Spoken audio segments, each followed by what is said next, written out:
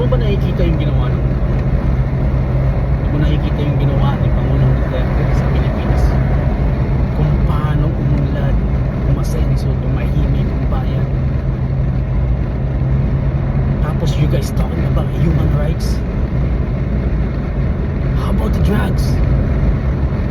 Nasaan yung mga droga na ginagamit ng mga tao para maging gumawa ng masama? Yun yung pinupuksa niya. Para kanino to?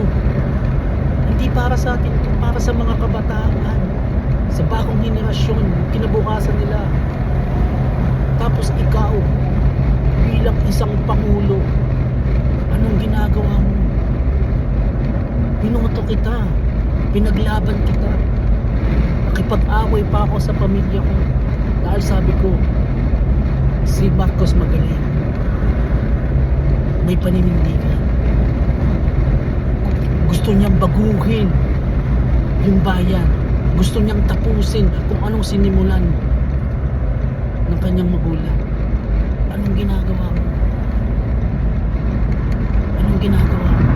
Alam mo sa ginagawa mo, Marcos, hindi na kita tatawagin presidente, Marcos na lang. Dahil lang yung bagay tawag sa'yo. Tawagin ka sa natural na pangalan kasi hindi mo binibigyan ng karangalan ng pangalan ng Pilipinas. Nakakaawa ang Pilipinas. Nakakaawa ang Pilipinas. Kung yung klase nyo na lang yung mamumuno sa bayan.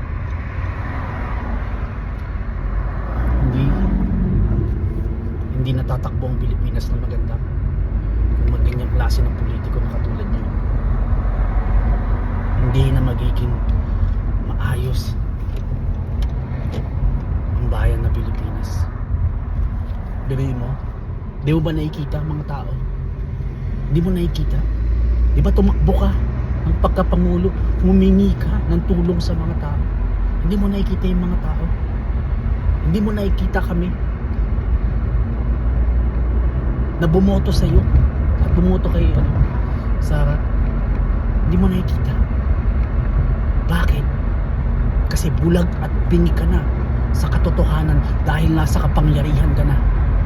Nasa iyo na yung kapangyarihan na hiningi mo sa amin. Ngayon hindi mo pakikinggan yung taong bayan.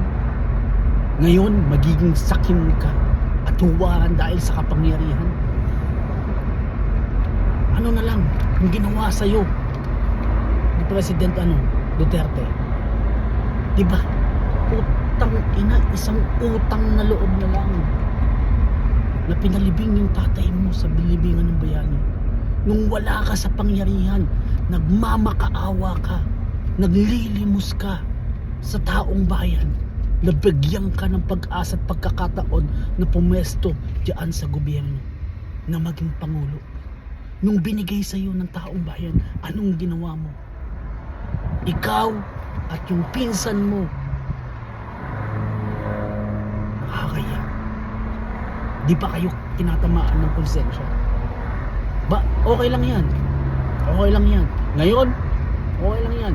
Darating at darating yung araw, sisingilin kayo. Sisingilin kayo sa mga ginawa nyo.